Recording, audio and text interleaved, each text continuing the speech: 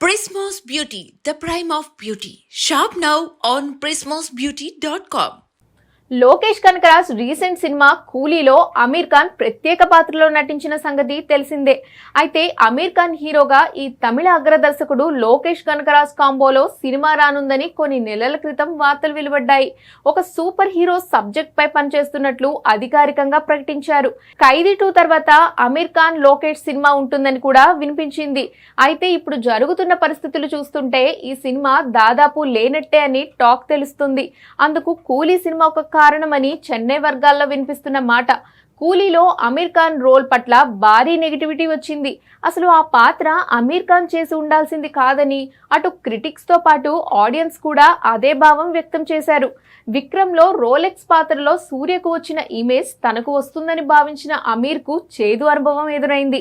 ఈ నేపథ్యంలో లోకేష్ కనకరాజ్ కూడా తన ప్లాన్స్ ను చేంజ్ చేశాడు. ఖైదీ 2 కూడా పక్కన పెట్టి రజనీకాంత్ మరియు కమల్ హాసన్ లతో ఇండియన్ బిగ్గెస్ట్ మల్టీ స్టారర్ ను సెట్స్ పైకి తీసుకెళ్లేందుకు రెడీ అవుతున్నాడు. ఈ సినిమా తర్వాత కార్తీతో మోస్ట్ అవైటెడ్ ఖైదీ 2 చేయబోతున్నాడు.